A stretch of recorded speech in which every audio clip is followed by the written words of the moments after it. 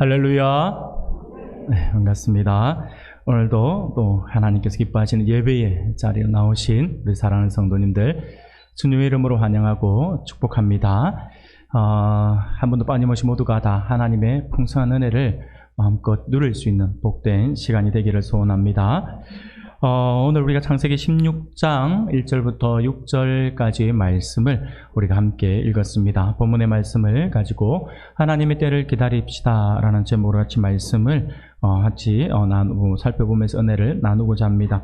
사랑하는 여러분, 우리가 계속해서 우리가 아브라함의 기사들을 우리가 함께 살펴보고 있습니다. 하나님께서 아브라함에게 자식을 주시겠다라고 약속을 계속해서 거듭해서 그렇게 약속을 하셨습니다. 그리고 그 자식들에게 땅까지 주겠다라고 언약을 하셨고, 지난주에 우리가 살펴본 것처럼 그 증거로 하나님께서 친히 계약까지 맺어주셨음을 우리가 보았습니다. 그럼에도 불구하고 여전히 자녀를 낳지 못하고 점점 나이가 들어서 아이를 낳을 가능성이 희박해져가는 사례의 모습을 우리가 오늘 말씀을 통해서 우리가 보게 됩니다. 1절 말씀을 보니 아브라함의 아내 사레는 출산하지 못하였고 그에게 한 여종이 있으니 애굽 사람이요 이름은 하갈이라 라고 말씀을 합니다. 그렇습니다. 사랑하는 여러분, 여기서 우리가 정말 중요하게 기억해야 할 것이 있습니다. 그것은요, 하나님께서 우리가 기도할 때에 하나님께서 우리의 기도를 들어주시는데 하나님께서 우리에게 응답의 은혜, 우리에게 응답의 말씀을 주셨다라고 해서 그 응답의 말씀이 지금 당장 이루어지는 것은 아니다라고 하는 것이죠. 우리 안에 문제가 금방 해결되는 것은 아니다라고 하는 것을 우리가 분명히 기억해야 할 것입니다. 아브라함이 하나님의 약속을 받았습니다. 조금 전에도 말씀드린 것처럼 심지어 하나님께서 하나님의 임재의 상징이라고 할 수 있는 횃불로 임하셔서 반으로 쪼개놓은 동물들 사이를 지나가셨죠. 이는 고대의 계약법 그대로 몸소 실현하시면서 계약을 해주시는 영적 체험이었거든요. 쉽게 말씀을 드리면 하나님께서 직접 그 계약을 맺어주시면서 횃불로서 그 짐승들 사이를 지나가 주신 거예요. 이 말은 이 약속은 내가 무슨 일이 있어도 반드시 이루어 줄 것이다 라고 하는 것이죠. 그것이 사람과 사람과의 계약 관계에서도 이 짐승을 쪼개놓고 그 사이로 지나갈 때 반드시 지켜야 한다라고 하는 그 법으로서 그런 계약을 맺으시는데, 하나님께서 친히 인간에게 직접 맺어주시는 그 언약을 이루기 위해서 내가 이렇게 행하는 것을 보여줄게 라고 하면서 반드시 이루어 줄 것이다 라고 하는 것을 보여주신 것이죠. 아브라함의 입장에서는요, 어마어마한 영적 체험이라고 할 수가 있어요. 하나님께서 이렇게 내가 달라 해서 하나님께서 주겠다라고 하신 것이 아니라 처음부터 하나님께서 줄게 라고 하고, 하나님께서 그렇게 말씀하실 때 내가 그 증거를 어떻게 알 수 있습니까? 라고 했더니 하나님께서 친히 이 계약을 맺어주신 거잖아요. 그러니까 아브라함의 입장에서는요, 이 어마어마한 영적 체험이라고 할 수 있어요. 그러니 여러분 한번 상상해 봅시다. 하나님께서 친히 우리에게 이 은혜를 베풀어 주셨다라고 한다면 우리는 어떻겠습니까? 굉장히 흥분되지 않을까요? 아브라함도 분명히 흥분되었을 것입니다. 얼마나 기대가 되었을까요? 하나님께서 언제 주시려나? 하나님께서 주실 이 땅 언제 내가 차지할 수 있는가? 라고 하는 그 기대를 아브라함이 분명히 가졌을 것입니다. 그런데 아브라함이 그렇게 영적 체험을 하고 집으로 돌아왔더니 여전히 변한 것이라고는 전혀 없어요. 무엇인가 하나님께서 약속을 해주시고 계약을 맺어주시고 영적 체험을 해주셨으며 내려왔을 때, 집에 왔을 때 뭔가 조금 달라져 있는 모습이 보여진다면 우리가 거기에 대한 확신을 가질 수가 있겠는데, 달라진 것이 전혀 없어요. 여전히 자식을 낳지 못하고 나이만 들어가는 아내가 기다리고 있을 뿐이다 라고 하는 것이죠. 현실은 더욱더 막막해져 가고만 있다라고 하는 것이죠. 그런데 문제는 그 전까지는 전혀 생각하지도 못했었는데, 그렇게 하나님께서 직접 계약을 해주시는 영적 체험을 하고 집에 돌아와 보니까 여전히 변한 것은 하나도 없는데, 근데 영적 체험을 하고 돌아와서 보니까 눈에 평소에는 보이지 않던 무엇인가가 눈에 보이기 시작했다라고 하는 것이죠. 바로 아내 옆에서 아내의 시중을 들고 있는 애굽에서 데리고 온 여종 하갈이 눈에 보였다라고 하는 것입니다. 어떻게 보면 자신의 문제를 해결해 줄 만한 사람이 존재하고 있는 것처럼 보였다라고 하는 것이죠. 사랑하는 여러분, 여기서 굉장히 큰 함정이 있어요. 여기서 우리가 또 하나 반드시 기억해야 할 것이 있습니다. 그것이 무엇이냐면요, 영적 체험을 했다라고 소위 말하는 사람들, 영적 체험을 했다는 사람, 기도의 응답을 받았다는 사람, 기도했더니 하나님께서 나에게 이런 은혜를 베풀어 주셔서 영적 체험을 했습니다 라고 하는 그러한 사람들에게서 우리가 조심해야 될 부분이 있는데, 그게 뭐냐면 모든 상황을 끼워 맞추기 식으로 해석을 하면 안 된다라고 하는 거예요. 하나님께서 응답을 내주시는 그 은혜를 경험을 했어요. 영적 체험을 했어요. 그러고 돌아왔는데 평소에 보이지 아니하는 어떤 다른 상황들이 보여지면 사람들이 어떻게 하냐면 오해를 해요. 이게 하나님의 뜻인가? 라고 생각을 한다라고 하는 거예요. 그런데 그렇게 해석을 해서는 안 된다라고 하는 것입니다. 예전에 제가 들은 이야기입니다. 어느 교회에 실제로 있었던 일입니다. 어느 교회에 결혼 정년기를 넘겼던 한 자매가 있어요. 흔히 우리가 그냥 소위 말하는 노처녀라고 이야기하죠. 이 노처녀 한 분이 있었는데, 이분이 너무나도 결혼을 해야겠는데 계속해서 집에서도 쪼고 하니까 결혼을 해야겠는데 방법이 없잖아요. 하나님 앞에 기도하기 시작하는 거예요. 그래서 계속 기도하는데 하나님께서 네 배필은 반드시 있다, 네 배필을 반드시 내가 줄 거야 라고 하는 그 응답을, 기도할 때마다 응답을 받는 거예요. 그럴 때마다 막 할렐루야 그러면서 하나님, 그런데 언제 주실 건가요? 라고 하면서 늘 기다리는 거예요.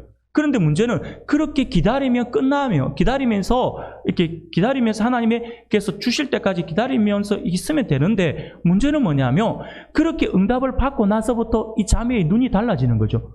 어떻게 달라진다니까, 그 평소에는 보이지 않던 형제들이 눈에 보이기 시작하는 거예요. 아, 쟤는 몇 살이고 쟤는 몇 살인데 하면서 막 계산을 하는 거예요. 아, 쟤는 다 좋은데 나보다 나이가 몇 살이 어려, 막 이렇게 한다든지. 그러다가 교회에 새로운 청년이 한 명 온 거예요.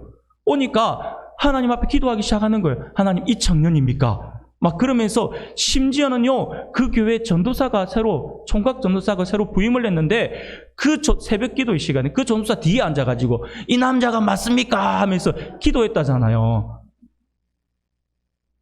그 전도사 등에서 식은땀 안 났을까요? 얼마나 놀랬겠어요. 처음 오는 청년마다 막 옆에 다가가가지고 막 그냥 인사하는 것까지 좋은데 갑자기 그 뒤에 붙어가지고 주야 하면서 기도하고 있으니 교회 올 마음이 생기겠습니까? 그러면서 자기는 해석을 하는 거예요. 하나님께서 나에게 영적 체험을 주셨는데 내 배필을 주실 것이다라고 하나님께서 분명히 약속해 주셨는데, 내가 그렇게 하필이면 응답받은 그때에 왜 얘가 왔냐고. 하나님께서 나에게 보내주신 내 배필로 맞잖아. 그렇게 끼워 맞춘다라고 하는 거예요. 사랑하는 여러분, 맞을까요? 아닙니다. 그렇게 끼워 맞춰서는 안 돼요. 물론 그렇게 해서 하나님께서 응답으로 은혜를 베풀어 주실 수도 있겠죠. 그런데 대부분 그렇지 않습니다.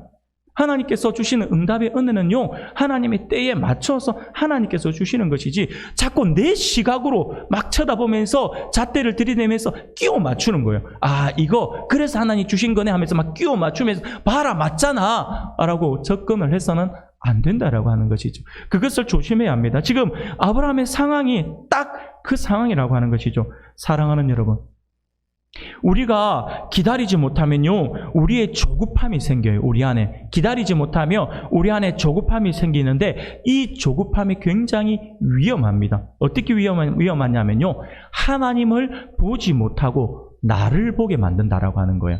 우리 안에 생기는 조급함이라고 하는 것이 하나님을 보지 못하게 하고 나의 현실, 나만 바라보게 한다라고 하는 거예요. 그래서 이것이 위험하다라고 말씀을 드리는 겁니다. 2절 말씀입니다. 2절 말씀을 우리가 한번 같이 한번 읽어볼까요? 같이 읽겠습니다. 시작. 사레가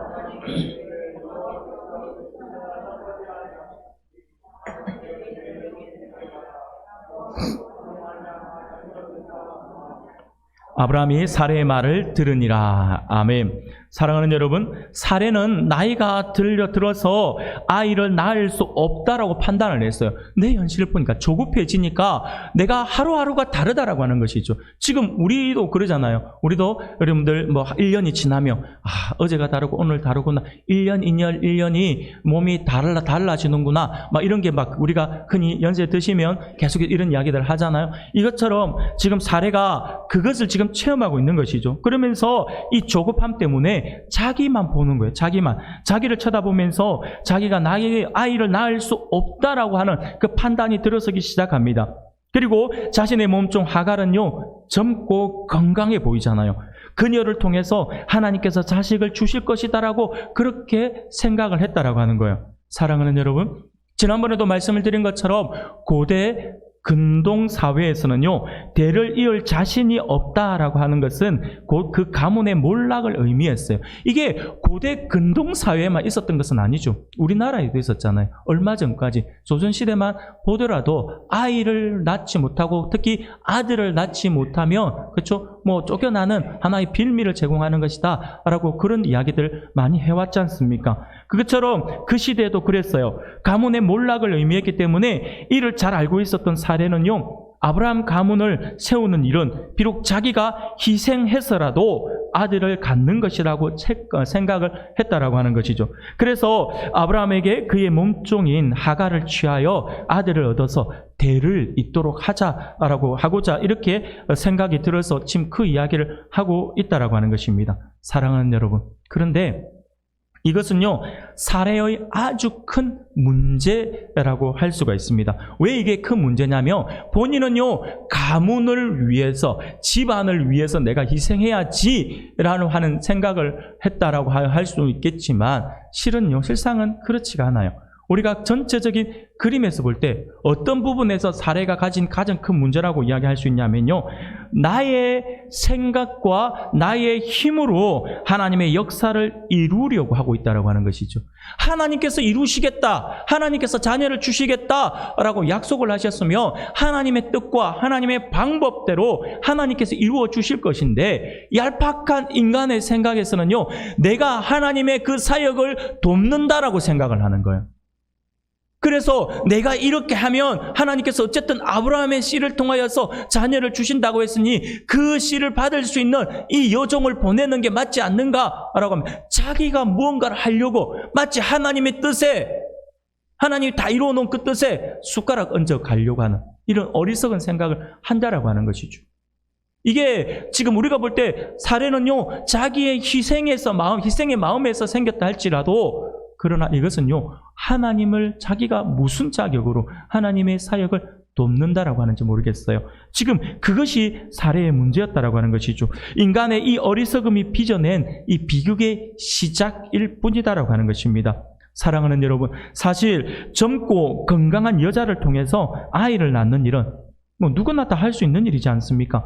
상식을 이루는 것은 하나님의 역사라고 할 수가 없습니다. 하나님께서 상식을 통해 그냥 평범하게 이루어지니까, 쉽게 이루어지는 것은요, 물론 하나님의 큰 그림에서는 하나님의 역사라고 할 수 있지만, 우리가 체험하는 피부로 체험하는 것은 너무 쉽게 이루어지는 것은요, 내 능력으로도 가능한 것이다라고 생각하기 때문에 하나님 앞에 감사하지 못합니다.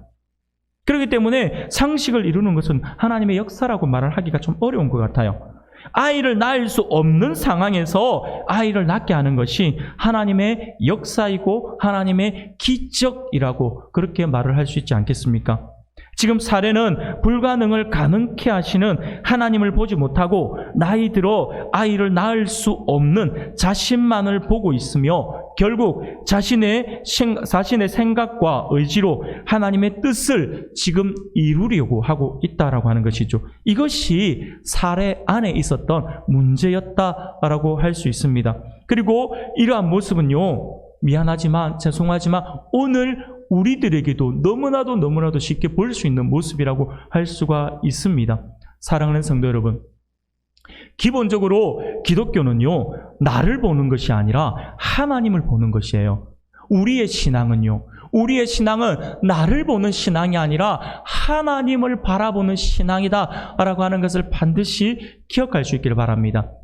그런데 수많은 사람들이 하나님을 바라본다라고 말은 하지만 정작 위기에 닥치면 하나님을 바라보는 것이 아니라 나를 바라보는 거예요. 나에게 뭐가 있는가? 나의 주변에 누가 있는가?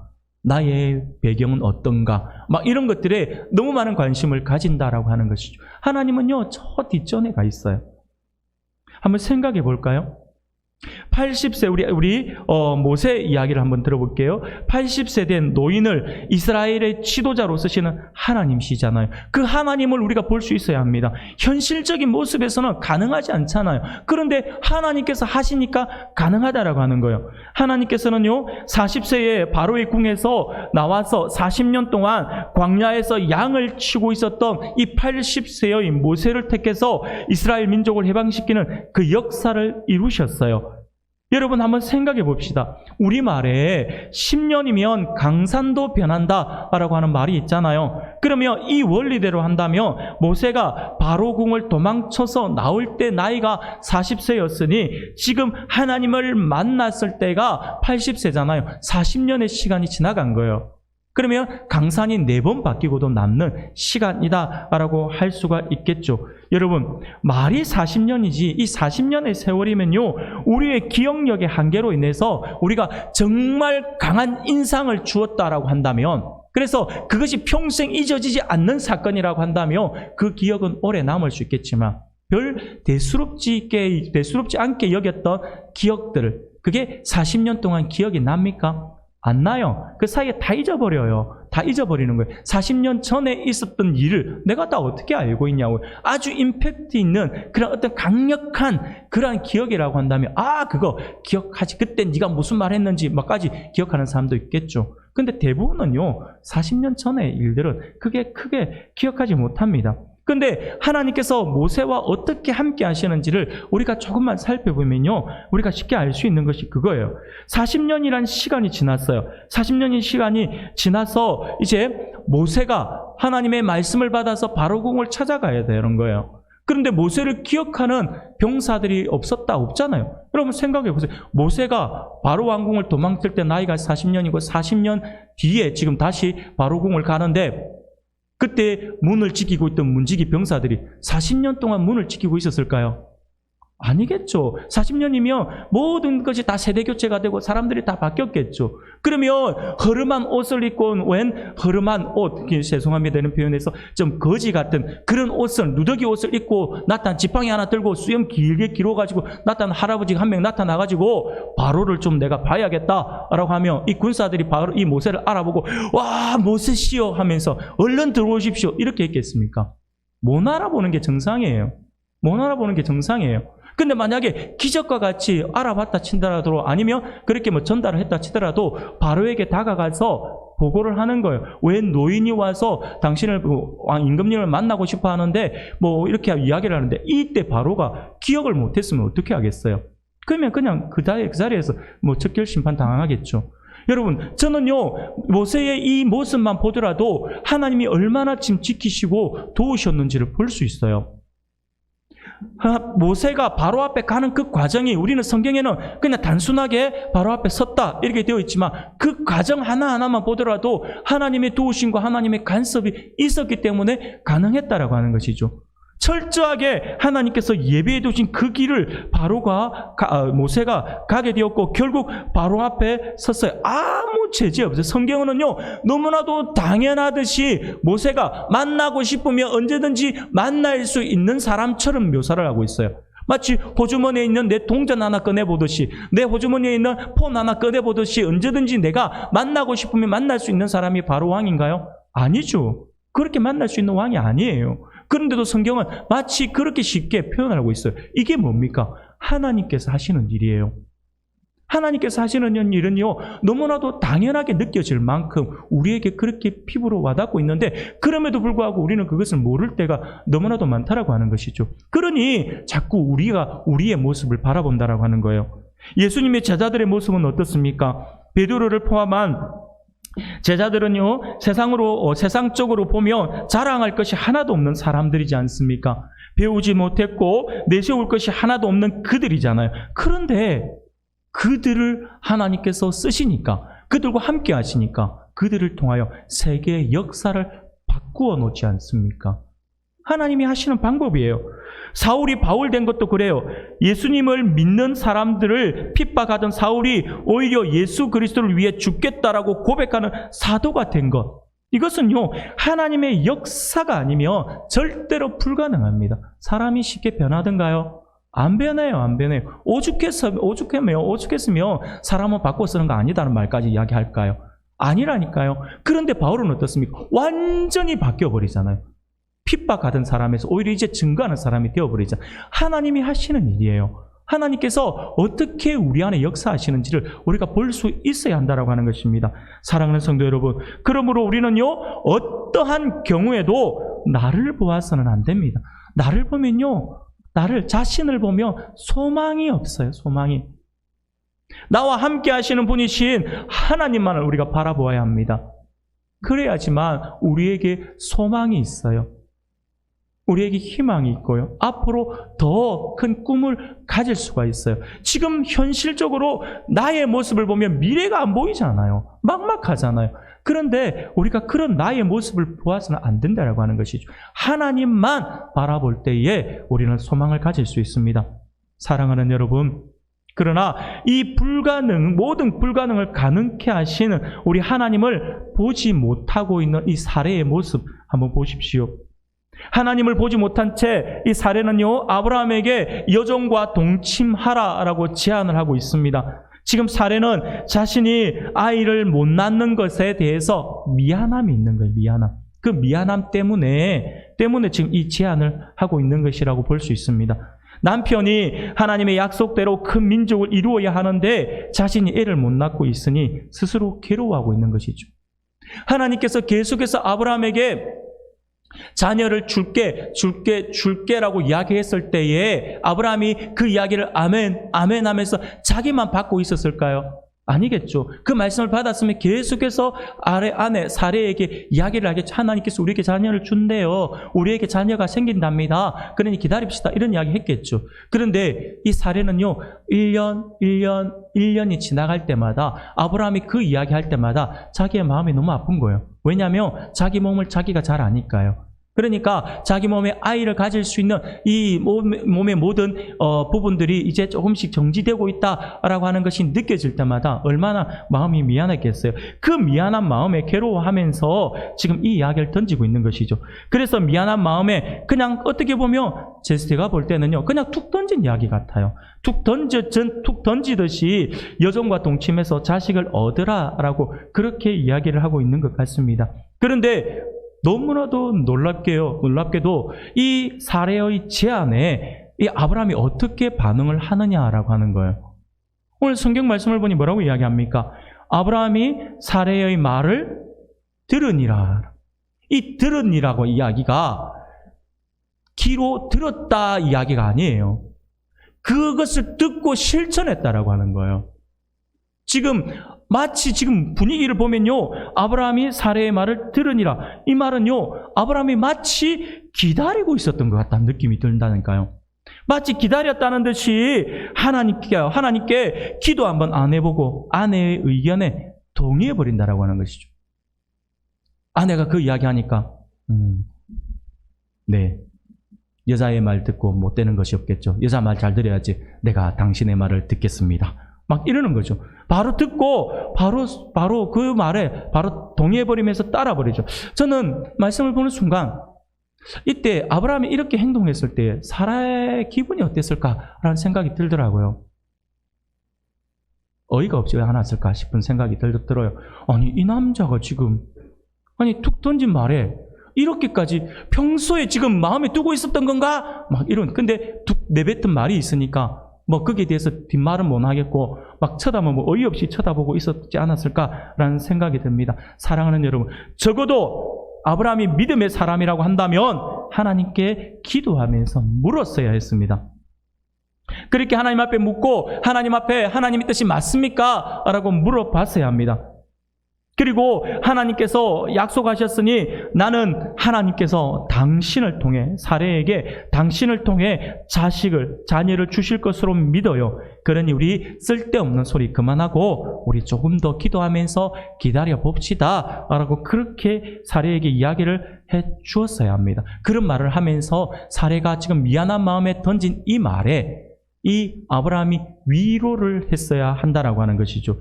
그러나 아브라함은 자신이 경험한 하나님의 은혜와 그 약속을 아내에게 나누지 못했습니다.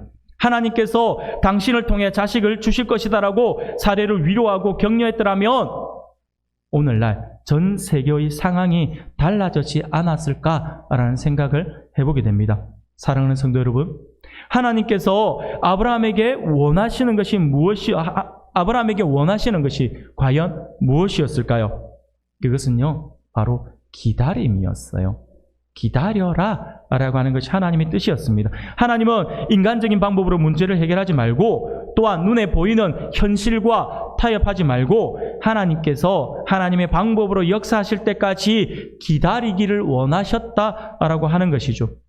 앞서 우리는 15장 12절에 보면 이렇게 말씀을 해요.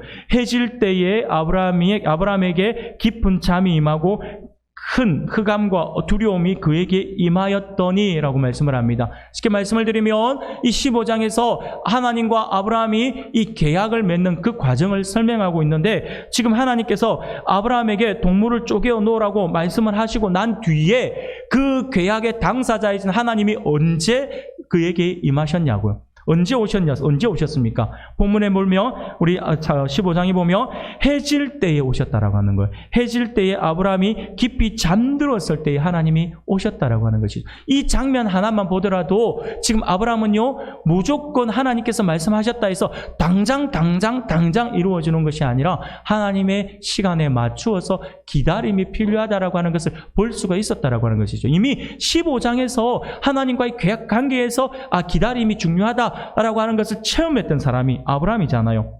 하나님께서는 기다리는 자에게 임하신다라고 하는 것을 경험했던 이 아브라함이잖아요. 그런데 이 아브라함은 아내 사레에게 기다리자라고 말을 했어야 하는데 그 말을 하지 못하고 있다라고 하는 것이죠. 현실과 타협하려고 하는 그의 모습을 보게 됩니다.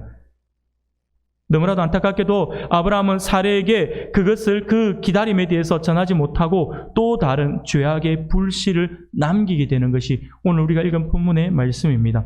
사랑하는 성도 여러분, 우리는 믿음이 성숙할 때까지 현실과 타협하지 말고 기다려야 합니다. 이게 하나님의 뜻이에요. 하나님께서 기다림을 우리에게 허락하시는 것은요, 한마디로 성숙입니다. 우리가 기다림을 통하여서 더 성숙되어 가는 그것을 하나님께서 원하신다라고 하는 것이죠. 사랑하는 여러분, 기적을 많이 체험했다고 해서 결코 우리의 믿음이 성숙해지는 것은 아니에요. 성숙은요, 기적을 많이 체험했다 해서 얻어지는 것이 아닙니다. 직접 하나님의 음성을 듣고 하나님의 인도하심을 받았던 85세의 아브라함을 보세요. 얼마나 많은 것을 경험했습니까? 영적 체험까지 했잖아요. 그런데 이렇게 미련한 행동을 하고 있다고 하는 것을 볼 때에 아직 하나님께서 원하시는 수준까지 성숙되지 않았다라고 하는 것을 보여주고 있는 것이죠. 바로 아직까지 자녀의 복을 받을 때가 아니다라고 하는 것을 우리가 볼 수 있어요. 하나님께서 언제 아브라함에게 완전한 그러한 자녀의 복을 주셨습니까? 처음 약속하신 때로부터 25년이 지난 지금 85년, 지금 아브라함이 가나안에 거한 지 10년이라 했잖아요. 그럼 85세였어요. 그러면 지금부터 15년을 더 기다려야 한, 그만큼 아브라함이 아직은 하나님께서 원하시는 그 단계까지 성숙하지 못했다라고 하는 것으로 우리가 생각해 볼 수 있다라고 하는 것이죠. 사랑하는 우리 성도 여러분, 믿음이 성숙하기를 우리가 원한다면 결단코 초조함으로 인하여서 기다림을 벗어나 현실과 타협을 해서는 절대 안 됩니다. 그러면 우리의 믿음은 절대로 성숙해질 수 없습니다. 그리고 이렇게 현실과 타협하지 않기 위해 함께하는 이들과 우리가 서로 격려하며 힘을 북돋워 주는 것이 너무 중요합니다. 그래서 우리가 중요한 거예요. 공동체가 중요한 거. 나 혼자 버텨내고 혼자 기다림이 너무 힘들어요. 혼자 기다리면요 너무 어려워요. 그렇기 때문에 하나님께서 우리에게 교회 공동체를 허락해 주셔서 한 몸 공동체로 우리가 한 공동체를 이루게 만들어 주신 것이죠. 그래서 한 공동체인 우리들은요 할 수만 있다며 서로 격려하는 공동체가 되어야 합니다. 서로 위로하는 공동체가 되어야 합니다. 그래야지만 함께 더 그 어려움들을 이겨낼 수가 있어요. 함께함이 너무 중요합니다. 동력이 중요하다고 하는 것이죠. 그런데 아브라함과 사례는요 같이 있는 부부로서 같이 있으면서도 불구하고 서로 격려하지 못했다라고 하는 것이죠. 아브라함이 하나님께서 당신을 통해 자식을 주실 것은 믿습니다 라고 고백하고 사례를 격려했다라고 한다면 서로에게 정말 큰 위로와 큰 축복이 될 수가 있었을 겁니다. 그런데 그들이 그렇지 않았어요. 서로 격려하지 못했어요. 결국 사례는 자기 자신을 보면서 안 된다라고 생각을 했고 아브라함은 그러한 사례의 생각에 동의하는 것이 우리가 읽은 본문이죠. 그렇게 해버렸다라고 하는 것입니다. 새로운 어떤 문제의 불씨를 지금 만들어 버렸다라고 하는 것이죠. 격려가 그만큼 우리에게 중요함에도 불구하고 그것을 하지 못했어요. 여러분 혹시 피그말리온 효과라고 하는 이야기를 들어본 적이 있습니까? 피그말리온 효과라고 하는 말이 있어요. 이 말은요 그리스 로마 신화에 나오는 한 장면을 가지고 이야기하는 겁니다. 그리스 신화에 나오는 조각가 피그말리온이라고 하는 그 사람의 이야기를 빗대어서 한 이야기예요. 무슨 이야기냐면 이 피그말리온이라고 하는 사람이 조각가인데 너무나도 실력이 뛰어났던 것 같아요. 어느 날 상아로 사람을 만들어요. 여자를 만들어요. 혼자 자기 살았는데 이 조각을 하는 거예요. 여인을 조각을 하는데 너무너무나도 솜씨가 좋았던 것 같아요. 자기가 조각을 해놓고 나서 너무너무나도 아름답게 조각한 이 조각상을 보고 사랑에 빠진 거예요. 마치 진짜 사람인 양 그러면서 조각을 해놓고 자기 집 앞에 딱 이렇게 세워놓고 옷을 입혀놓고 지나갈 때마다 my darling 그러면서 인사하고 막 볼에 뽀뽀도 하고 막 그러면서 사랑합니다 하면서 계속 진짜 아내처럼 정말 사랑하는 연인처럼 늘 쓰다듬어 주면서 함께하고 막 그렇게 계속해서 사랑한다 고백을 하는 거예요. 그렇게 고백을 하니까 결국 이 아프로디테라고 하는 이 신이 그 사랑에 감동해서 그 이 여인상에게 생명을 불어넣어서 결국 진짜 사람이 되었고 여인이 되는 거예요. 여인이 되었고 이 피그말리온은 그 여인과 결혼해서 살았다. 이게 하는 이 말도 안 되는 이야기인데 그리스 로마 신화에 나오는데 그 이야기에 나오는. 그래서 이 피그말리온 효과가 여기에서 나오는 거예요. 그래서 이 피그말리온 효과는요 어디에서 가장 많이 쓰냐면 이 교육학에서 정말 많이 인용합니다. 교육학에서 정말 많이 인용을 하는데 그래서 이 교사와 학생의 상호작용으로서 학습자의 성적을 향상시킬 수 있는 방법으로서 이 피그말리온 효과를 많이 이용을 하죠. 사람에 대하여서 항상 긍정적인 이야기를 하게 되면 그렇게 이야기를 하면서 기대하고 독려하고 칭찬하고 위로하고 그렇게 해주면 결국 그 사람은요 긍정적인 기대대로 되어간다라고 하는 것이 바로 이 피그말리온 효과입니다. 그런데 이 피그말리온 효과는요 미국의 사회 심리학자인 로젠탈에 의해서 처음으로 그 개념이 정의가 되었어요. 그렇기 때문에 피그말리온 효과는요 다른 말로 하면 로젠탈 효과라고도 이야기를 할 수가 있습니다. 대상에 대한 기대가 크면 클수록 상대는 그런 기대를 충족시키고자 노력하게 되어 있고 결과적으로 더욱 잘하고자 노력하게 되는 그 현상을 피그말리온 효과 아니면 로젠탈 효과 현상 이렇게 이야기를 하는 것입니다. 그래서 실제로 이것이 그러한가 해서 예전에 제가 책에서 읽었는데 미국의 심리학자들이, 교육심리학자들이 실제로 이것을 가지고 실험을 한 적이 있습니다. 실험을 했는데 어느 초등학교를 대상으로 해서 그 초등학교에 가서 그 초등학교의 학생들 가운데서 그 고학년 4, 5, 6학년, 우리로 치면 한 4, 5, 6학년 되겠죠? 그래서 고학년 아이들을 대상으로 해서 임의로선 사람을 뽑는데 어떤 사람을 뽑냐며 10명을 뽑아요. 근데 어떤 아이를 뽑냐면 우등생, 모범생 있잖아요. 이런 아이들은 뽑지 않고 그 학교에서 가장 성적이 낮은 아이들, 그리고 그 학교에서 거의 친구들 사이에, 선생님들 사이에서 문제아 취급을 받는 그 아이들 10명을 선정을 해요. 10명을 선정을 해서 그들을 모아요. 한 자리에 모아서 이야기를 하는데 이 아이들이 그냥 와서 앉아 있는 것만 하더라도 딱 봐도 얘는 이 학교의 최고의 문제 아들이네 라고 할 정도로 모양부터 해가지고 정말 이 말이 안 학생이라고 초등학생이라고 말이 안 나올 정도로 이 아이들이 너무나도 엉망인 모습을 가지고 있는 거예요. 그런데 이때 이 학자들이 이 아이들에게 뭐라고 이야기하냐면 우리가 지금 너희들을 불러 모은 이유가 너희들이 모범생이고 너희들이 공부를 잘해서 너희들을 모은 것이 아니라 너희들은 잘 알고 너희들 스스로가 알고 있는 것처럼 이 학교에서 공부도 좀 안 되고 좀 문제로 낙인 찍힌 아이들이야.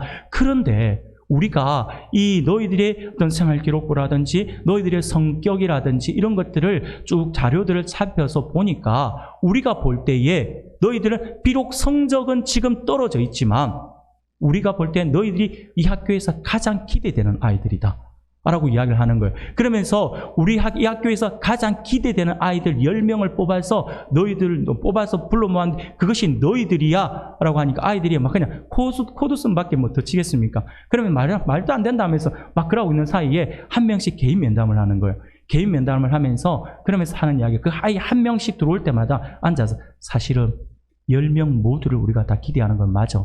그런데 그 중에서 너를 가장 많이 기대해. 선생님들은 네가 앞으로 어떻게 자랄지, 어떤 인물이 될지 정말 기대가 돼. 그래서 우리는 너를 위해서 기도할 것이고 너를 앞으로 어떻게 변할 것인지 정말 지켜보고 싶어. 그러면서 10명에게 다 한 명씩 면담을 해서 다 이야기해 주는 거예요. 근데 아이들은요, 특성상 대부분이 다 너만 더 많이 기대한다 그러면요, 밖에 나가가지고 친구들에게 너가 아이래, 내 아래, 이런 이야기 안 합니다. 자기 스스로 가지고 있어요. 그런가 보다. 막 이래 되겠죠. 근데 이 아이들이요, 처음에 그렇게 이야기를 했을 때 비웃음을 가지고 있고 말도 안 된다라고 하면서 말도 안 들었지만 그러면서 이 아이들과 함께 생활을 하는 거예요. 학교 생활을 같이 이제 하게끔 하는 거죠. 그래서 이 아이들이 복도에서 만나든지 운동장에서 만난다든지 학교에서 아니면 주변에서 만난다든지 할 때마다 최고라고 하면서 머리 쓰다듬어주고 지금 잘하고 있다고 격려해주고 위로해주고 와 역시 뭔가 다르네. 아이가 막 사고를 치잖아요. 역시 너는 기대가 된다. 너희 그 활발한 활동이 앞으로 사회에 어떤 영향을 미칠지 모르겠어 하면서 계속해서 칭찬을 해주는 거예요. 그런데 이 아이들이 그렇게 칭찬을 받고 격려를 받고 지내면 지낼수록 하니까 어느 순간 이 아이들이 복장이 달라지기 시작하는 거예요. 그러면서 내가 그래도 기대받는 사람인데 하면서 옛날에 막 그런 이상한 옷을 입던 아이들이 복장이 달라지기 시작하고요. 그러더니 몇 개월이 지나지 않아서 이 아이들의 성적이 수직 상승하기 시작하더랍니다. 성적이 쭉쭉쭉 올라가는데 그 중에서 10명 중에 8명은 성적이 거의 중상위권까지 올라갈 정도로 공부를 지금까지 안 했던 것이죠. 이 아이들은요, 평소에 그런 대우를 받다 보니까 격려, 칭찬, 위로 이런 것들이 너무 생소했던 것이죠. 격려라고 하는 걸 한 번도 들어본 적이 없으니까, 칭찬이라고 하는 말을 전혀 들어본 적이 없으니까요. 그런데 이 이야기를 들으면서 이 아이들이 변하기 시작했다는 거예요. 그러면서 성적이 그리 올라가고, 그리고 나머지 2명 아이도요, 그 앞에 아이들보다는 못하지만 자기의 처음 성적에 비해서는 훨씬 성적이 올라가 있더라라고 하는 그러한 실험이라고 말하기 좀 미안하지만 사람들 대상으로 했던 것이라서 미안하지만 그런 보고서를 제가 본 적이 있습니다. 사랑하는 여러분, 그래요. 칭찬이 그렇다라고 하는 거예요. 격려가 그렇다라고 하는 거예요. 격려가. 이 칭찬과 격려는요, 사람에게 힘과 용기를 줍니다. 그러므로 우리에게 정말로 필요한 것은요, 바로 격려예요. 우리에게 정말 필요한 것은요, 칭찬이에요. 특히 교회 안에서는 더더욱 그렇습니다. 성도 간의 칭찬과 격려가 너무 필요합니다. 주일에 성도들을 만나면요, 그냥 단순하게 인사 정도로만 해서 지나지 마시고 칭찬 많이 하셔야 합니다. 오늘 멋있어 보인다, 예뻐 보인다, 하다못해 얼굴이 막 정말 내가 칭찬하는 게 예쁘다라고 말하기 하면, 잘생겼다 말하기에는 내 양심이 조금 꺼린다 싶으면요, 오늘 옷이 너무 이쁘다, 너무 잘 어울린다, 이 정도만 해줘도 얼마나 기분 좋겠습니까? 그렇다고 해서 오늘 잘 어울린다 그 말이 이상하게 받아들이시면 안 됩니다. 사랑하는 여러분, 우리는요, 칭찬을 많이 하셔야 돼요. 격려 많이 해서 하셔야 돼요. 목소리가 크면요, 그것 때문에 시끄럽다가 아니라 으아, 네 목소리 저 멀리서도 들린다, 얼마나 좋아요. 예전에 아이들한테 제가 막 농담하면서 그런 이야기를 많이 했어요. 우린 칭찬 많이 해야 돼, 격려 많이 해야 돼. 그러면서 제가 이게 두상이 좀 커요. 제가 이 얼굴이 좀 크잖아요. 크니까 제가 제 얼굴이 크다고 아이들한테 나 얼굴 크잖아, 그렇게 이야기하면서 얼굴 큰 거 가지고 나는 부끄러워하지 않아. 왜 부끄러워하는지 않아? 왜 안 부끄러운지 알아? 저 멀리서도 낸 줄 알아보잖아. 얼마나 좋아. 막 그러면서. 그런데 지나가다 인사 안 하면 너 그냥 끝장나는 거다. 내 얼굴이 안 보인다고! 막 그러면서. 사랑하는 여러분, 이 농담 삼아 하는 이야기지만 우리에게는요, 정말 필요한 부분이 뭐냐면 칭찬이에요. 격려예요. 격려. 목소리 크다고 해서 뭘 하는 게 아니라 목소리 크면 더 잘 들리니까 그 에너지가 좋아. 막 이런 거. 얼마나 좋아요. 그 에너지 넘치는 목소리로 찬양할 때, 기도할 때 같이 하면. 그렇죠. 잡담할 때만 목소리 크지 마시고 기도할 때 좀 크게 하시고 얼마나 좋을 것 같아요. 사랑하는 여러분. 우리 성도들에게는요, 정말 칭찬과 격려가 필요합니다. 특히나 우리의 자녀들은 그래요. 더더욱 그렇습니다. 자녀들은요, 칭찬과 격려와 위로를 먹고 자란다라고 해도 과언이 아닐 것입니다. 우리 사랑하는 우리 어린 자녀들과 우리 청년들에게는요, 더더욱 이 칭찬과 격려가 필요합니다. 그러니 우리가 오늘부터라도, 이후 시간부터라도 여러분들이 우리 자녀들 볼 때마다 머리 한번 쓰다듬어 주시고 칭찬해 주시고 에너지가 많으면 역시 너는 최고의 활동가 최고다. 운동 잘하는 아이들 있으면 앞으로 어떤 운동 선수가 될지 정말 기대가 되는데, 목소리 큰 아이가 있으면요, 니 앞으로 성악하면 좋겠다, 뭐 이런 식으로 이야기한다든지 서로 간에 격려하면서 칭찬하고 그렇게 해주면 우리 아이들은요, 그것을 먹고 자라게 되어 있어요. 우리 청년들도 마찬가지겠죠. 그래서 저는 우리 사랑하는 우리 은강교회 모든 공동체는 칭찬 공동체, 격려 공동체가 되기를 소원합니다. 사랑하는 여러분, 우리가 결국 우리가 서로가 서로에게 격려하고 축복해 주면요, 그 사람들은요, 축복의 사람이 될 수 있어요. 그게 우리 입에 있어 나오는 권세니까요. 그러므로 우리에게 있어서 칭찬은요, 너무나도 중요합니다. 오죽했으면, 예전에 나온 책이지만 칭찬은 고래도 춤추게 한다라고 하잖아요. 그 책 한번 보신 적 있으시죠? 예, 표지만 보셨지 내용은 안 읽으셨죠? 예, 한번 읽어보십시오. 이 내용을 보면요, 뭐냐면 여러분들 범고래 아시죠? 그 범고래는요, 바다의 제왕이라고 불려져요. 범고래가 보면 우리가 쇼할 때 뭐 그 검은색, 흰색 알록달록한 그 범고래, 우리가 쇼하는 걸 보니까 되게 이쁘고 굉장히 온순한 것 같지만 범고래가요, 바다의 제왕이라고 하는 이유가 뭐냐면 이게 엄청나게 사나운 고래예요. 백상아리 같은 거 이런 걸 잡아먹고요, 심지어 북극곰도 잡아먹어요. 이 범고래가 엄청나요. 엄청나게 무서운 동물이에요. 그런데 이 범고래가 있잖아요, 잘 사육사를 만나서 잘 사육을 하며 이 범고래가 굉장히 지능이 높아요. 지능이 높아서 우리가 보는 것처럼 온순해지면서 자신이 가지고 있는 여러 가지 재주 등을 보여주려고 해요. 더 많은 것을 칭찬을 많이 해주면요, 한 가지만 보여주는 것이 아니라 그 이상의 것을 보여주려고 노력을 한다라고 하는, 그래서 칭찬은 고래를 춤추게 한다라고 제목을 갖다 붙인 거예요. 사랑하는 여러분, 그러므로 우리는 서로 격려하면서 칭찬하는 삶을 살아갈 수 있기를 바랍니다. 그러면 결국 우리 가정, 그리고 우리 교회 공동체는 더욱 하나님의 사랑이 넘쳐나게 될 것입니다. 이는 더욱 하나가 되어서 하나님이 기뻐하시는 아름다운 가정을 세울 수 있을 것이고, 하나님께서 기뻐하시는 우리 교회 공동체로서 우리 은강교회가 성장하게 될 것이라 확신합니다. 그 가운데에 또 귀하게 쓰임받으실 수 있는 우리 성도님들이 되기를 소원합니다. 그런데 안타깝게도 이런 격려의 모습이 있어야 할 이 부부가, 오늘 이 아브라함의 이 부부가 이것이 없었다라고 하는 것이죠. 그러지 못했습니다. 아내 사레가 아이를 낳지 못해서 아브라함 가문의 대를 이어주지 못한 미안한 마음에 툭 하고 던진 말을 그대로 받아서 결국 가정에 큰 어려움에 직면하게 되었다라고 하는 것이죠. 이는 하나님의 뜻을 바로 알아서 하나님께서 주실 것이다라고 하는 약속을 기다리면서 서로 아픔을 이해하고 격려했어야 했는데 전혀 그러지 못하고 현실의 모습에 눈을 돌려서 현실과 타협하고자 하는 마음에서 비롯된 아픔이라고 할 수가 있습니다. 사랑하는 여러분, 그렇습니다. 이처럼 우리가 하나님의 때를 기다리지 못하고 현실과 타협하게 되면 우리는 오히려 문제를 해결하는 것이 아니라 더 큰 어려움에 처하게 된다라고 하는 사실을 기억할 수 있기를 바랍니다. 그러면 과연 우리가 이처럼 하나님의 때를 기다리지 못하고 현실과 타협하게 되면 만나게 되는 그 어려움들은 어떤 것이 있을까요? 그것은요, 다음 주에 계속해서 연결해서 말씀을 나누도록 하겠습니다.